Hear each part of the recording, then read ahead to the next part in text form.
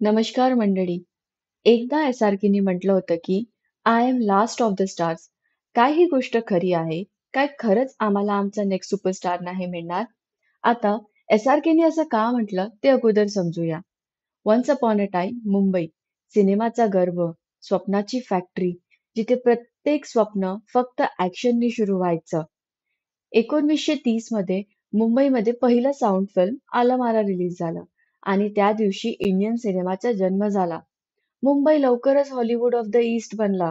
Studios जसे R K film, Mumbai talkies, Mehboob studio हे सगळे इथेच. मग 1960 ते 80 याला ना बॉलिवूडचा गोल्डन एज असं म्हणतात. सिनेमा म्हणजे काय तेव्हा? तर म्युझिक, मेलडी आणि प्युअर मॅजिक. राज कपूर, देवानंद, दिलीप कुमार, किशोरदा हे सगळे ते होते ज्यांनी सिनेमाचा स्वप्न विकला. 1970 मध्ये आलं एक angry young man, Amitabh Bachchan. त्यांचा राईज ना एक रिव्हॉल्युशन होतं. सिनेमा सडनली खूप ग्रिटी, पॉलिटिकल, पॉवरफुल झालं. मग 1992 आला आणि एक हात पसरला आणि सगळा देश प्रेमात पडला. Shahrukh Khan became the face of Indian romance. तेव्हाच अक्षय कुमार, सुनील शेट्टी, प्रीती झिंटा, माधुरी दीक्षित हे सगळे खरे सुपरस्टार बनले. 1990 ते 2010च्या हा वेळ एक गोल्डन कमर्शियल एरा याला असं म्हटलं जाते.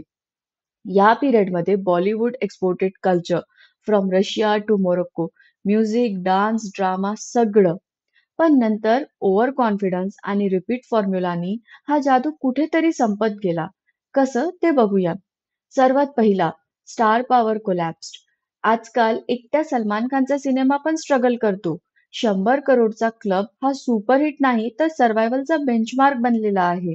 दुसरं, रिमेकचा रावण. प्रत्येक दुसरी फिल्म साऊथचा रिमेक. आता त्यामुळे ऑडियन्स बोर झालेले आहेत. कारण तीच साऊथ फिल्म आता सबटायटल्स किंवा डब्ड येतोय. तिसरा, ओ-टी-टीचा धमाका. कोविड नंतर घरातच वर्ल्ड क्लास कंटेंट मिळू लागलेलं आहे. Squid games, game of thrones आणि नॅशनल हिट जसं मिर्झापूर, पंचायत. मग थिएटरमध्ये जाऊन ₹300 देऊन कोणी पिक्चर का बघणार? चौथा, साऊथ सिनेमाचा कल्चरल बॉम्ब. कांतारा, पुष्पा, हनुमान हे सगळे रूटेड स्टोरीज आहेत आणि पॅन इंडिया मीडियामध्ये हिट झालेले आहेत, ज्यांनी आपल्या स्टोरीजला भारतीय पर्स्पेक्टिव्हमध्ये सांगितलं. बॉलिवूड स्वतः आपल्या मूव्हीजमध्ये इन्फिडेलिटी दाखवतो. हे सगळं बघून कुणाला ते मूव्हीज बघायची इच्छा का असणार? आणि म्हणून हळूहळू बॉलिवूड आपले रूट्सला ना विसरून राहिलेला आहे. तेच एक अपॉर्च्युनिटी साऊथ सिनेमाने घेतली आणि आता तो आपले पाय पसरवत आहे. सर्वात शेवटचं आहे, बॉलिवूडमध्ये कुठलाही लाँग टर्म व्हिजन नसणे. हॉलिवूडमध्ये फ्रँचायझीज आहेत, जसं की मार्वल झालं, फास्ट अँड फ्युरियस आहे. हे सगळे ना लेजेंडरी झालेले आहेत. मग बॉलिवूडने आपल्याला काय दिलं? दबंग 3. या सगळ्याचा रिझल्ट आहे एम्प्टी थिएटर्स. मुंबई एकदा जी ड्रीम सिटी होतं, आता एक कन्फ्युजनचा मेज बनलेला आहे. तो कुठेतरी आपली पॉप्युलॅरिटी, आपला रिलिव्हन्स हरवलेला आहे. पण अजूनही संपलेलं नाही. जर तुम्ही आपल्या रूट्सकडे परत गेलेत, नवीन कंटेंटला एक्सप्लोर केलं, तर बॉलिवूड पुन्हा उभा राहू शकतो. स्ट्रॉंगर, स्मार्टर आणि सोलफुल. आपल्याला काय वाटते? काय बॉलिवूड पुन्हा रिमेक करणार की तो रिस्टार्ट करणार? जेही आहे ते मला कमेंट्समध्ये सांगा.